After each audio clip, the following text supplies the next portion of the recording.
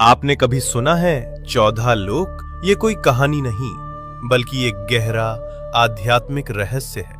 हमारे ब्रह्मांड में कुल 14 लोक माने गए हैं, 7 ऊपर और 7 नीचे। ऊपर के 7 लोक, इन लोकों में आत्मा ऊंचाई की ओर बढ़ती है, ज्ञान, शांति और मोक्ष की दिशा में। भूलोक, ये वो लोक है जहां हम सभी मनुष्य रहते हैं।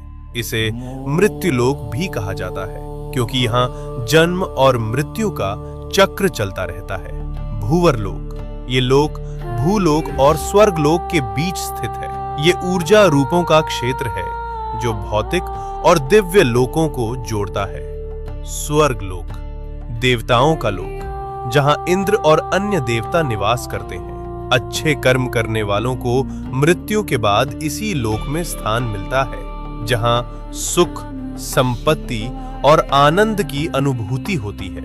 महरलोक, ये दिव्य ऋषियों, तपस्वियों और महान आत्माओं का निवास स्थान है, जहां वशिष्ठ और विश्वामित्र जैसे महान ऋषि तपस्या करते हैं। जनलोक, इस लोक में वे आत्माएं निवास करती हैं जिन्होंने ज्ञान और ध्यान में परम सिद्धि प्राप्त की होती है।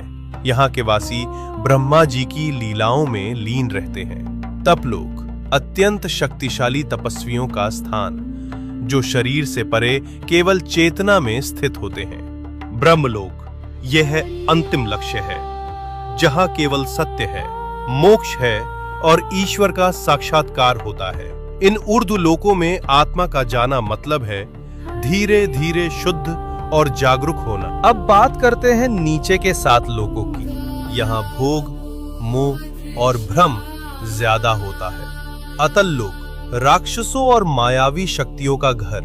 वितल लोक, जहाँ कामनाएं और भोग हावी रहते हैं। सुतल लोक, राजा बलि का लोक। वे दानवीर थे, लेकिन उनमें अहंकार भी था। रसातल लोक, जहाँ भ्रम, लालच और अज्ञान का घना अंधेरा है। तालातल लोक, छल, धोखा और झूठ से भरा हुआ लोक। महातल लोक, जहां अंधकार और अहंकार का बोलबाला है। पाताल लोक, सबसे नीचे का लोक, तामसिक ऊर्जा और इच्छाओं का केंद्र। लेकिन इन सब का मतलब सिर्फ बाहरी दुनिया नहीं है। ये 7 लोक हमारे भीतर की नकारात्मक सोच और कमजोरियों का प्रतीक हैं। तो जब हम सच्चाई, भक्ति